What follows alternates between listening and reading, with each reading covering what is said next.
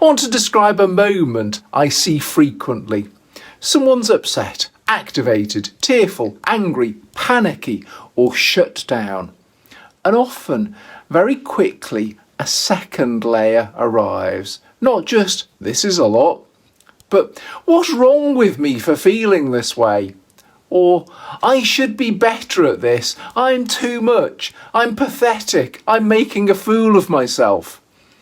And that second layer can make the original emotion much harder to regulate. So if you've been trying to get better at emotion regulation, but you still feel overwhelmed, ashamed, or stuck afterwards, I want to offer a different map, because the missing piece is often not just regulation. This video's core claim is this: many emotion regulation problems persist because shame prevention is missing, and lasting change often requires body awareness, emotional processing, and healthy self-worth working together. I'm Dr. Tony Weston, psychotherapist, executive coach, clinical supervisor, and award-winning researcher. Over many years of working with clients, I've become less interested in surface labels alone and more interested in what our system is trying to do underneath the surface. Over time, I stopped believing this pattern was primarily diagnostic. It's often developmental, and that matters because diagnosis tends to ask, what category does this belong to? Development asks, what skills can this person benefit from learning next? In this video, we're going to build 3 skills that change this pattern closer to its roots. Somatic attunement, so you can catch activation in your body before it becomes a full spiral. Adaptive emotional processing, so feelings can move through without being suppressed, escalated, or converted into panic. Healthy self-worth, so emotion doesn't immediately become a verdict on your value, adequacy, or lovability. For regular viewers, you'll know my professional interest, shaped by working with many hundreds of clients. Most suffering looks different on the surface, but underneath it's often a self-regulation and shame problem in disguise. When self-regulation and self-worth weren't reliably taught, the nervous system improvises safety strategies, different behaviours, same job. And if you've ever felt too complicated because you've been given too many diagnoses or labels, this is one way to see the unifying layer underneath. Emotion dysregulation can become safety through shutdown, suppression, or over-control. Panic can become safety through escape or reassurance checking. OCD can become safety through thinking and checking. People-pleasing can become safety through approval management, and burnout can become safety through over-functioning. In this video, we'll use emotion regulation difficulty as the example and rebuild the foundations underneath it. Regulation first, then shame resilience. So back to that moment of activation.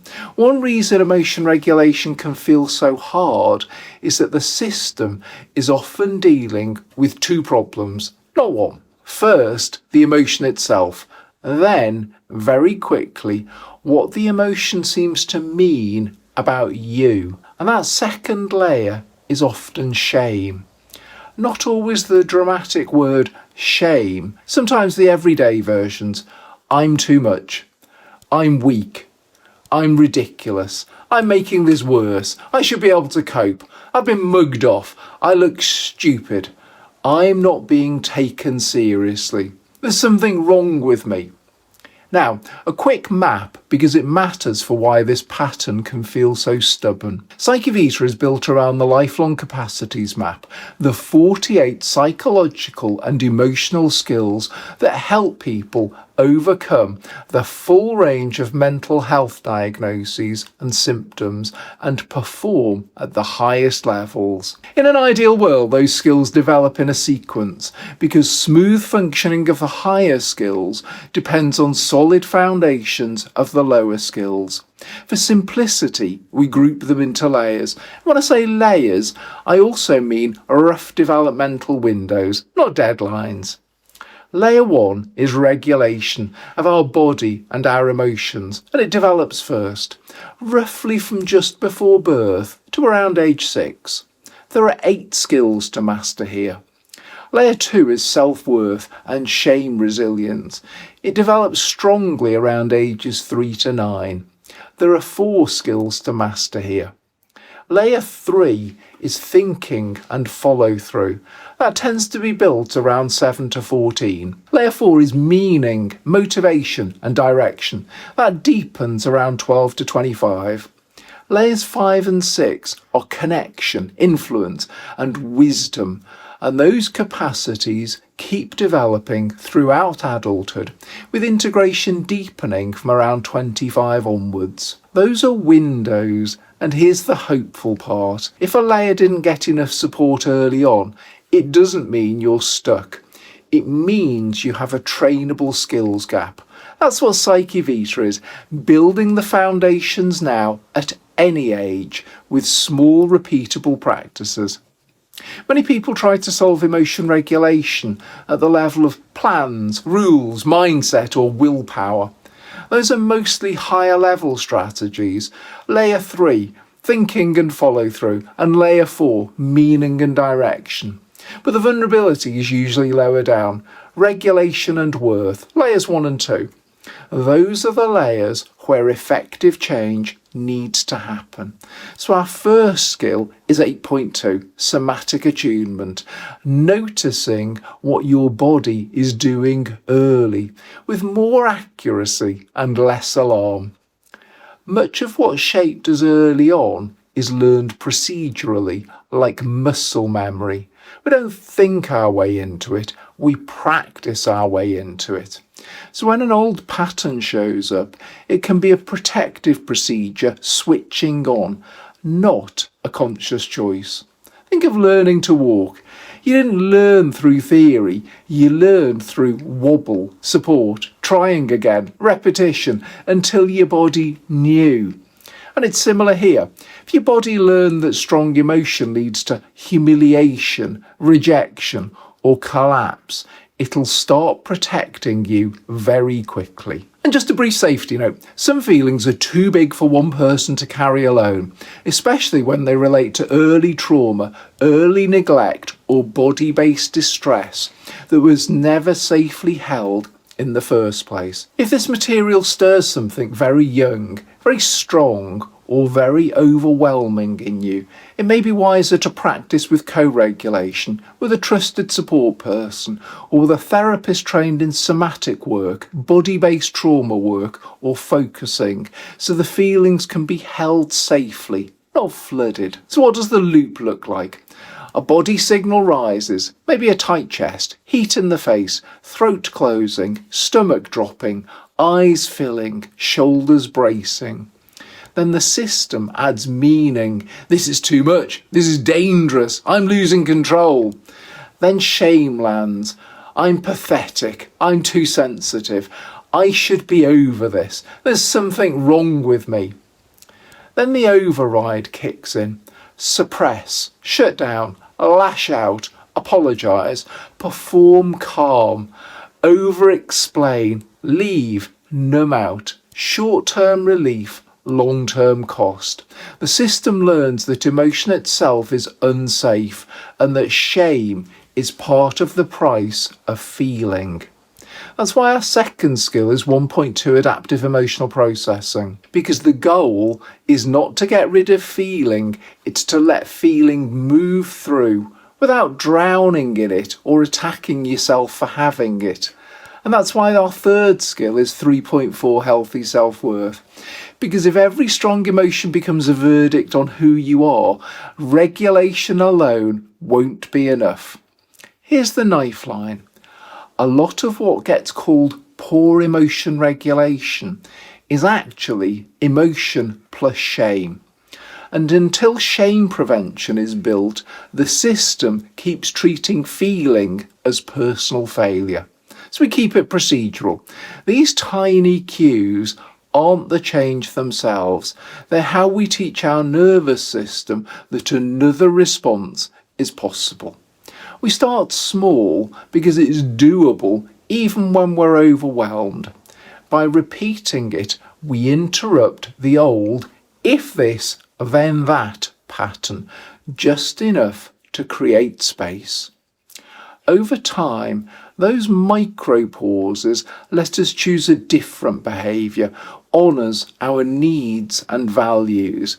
This is the mechanism behind PsycheVita's skills training. Small, repeated, body-based repetitions that teach the nervous system a new default. This is neuroplasticity. Small repeated shifts become the brain and nervous system's new default. PsycheVita was built to make this kind of developmental work more accessible and repeatable, not to replace therapy, but to support capacity growth between sessions. Signals videos can help us understand the pattern, and the free PsycheScription videos can help us feel a shift in the moment. Insight can help us understand a pattern. A good therapist can help us feel held, seen, and regulated. Artificial intelligence can help us reflect and think between sessions. But many of these skills only become reliable through small, repeated repetitions. And that's the role PsycheVita Grow was built to support. I'm going to invite you to do this with me now. If it's safe to do so, do the smallest version that's possible for you right now. Before we begin, quietly rate your current level of activation from 0 to 10, where 0 is the most relaxed and 10 is the most stressed. There is no right number, just notice it. Bring to mind a small 10% moment where you felt emotionally activated. Not the biggest one, just 10%. Now, feel your feet on the floor. Let your jaw soften by 5%. Let your shoulders soften by 5%. Notice one sensation in your chest, one in your belly, one in your throat. No fixing, no story, just noticing.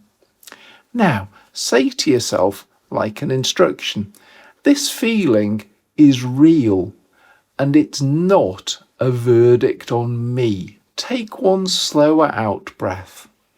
If there's a feeling underneath the tension, name it softly. Maybe sadness, anger, fear, hurt, embarrassment, feeling too much. You don't have to solve it right now. Just let it be named. You'll find a longer PsycheScription version of this practice in the shame-safe feeling pathway inside PsycheVita. It's linked in the description. Now, quietly rate your activation again from 0 to 10. What changed, even slightly?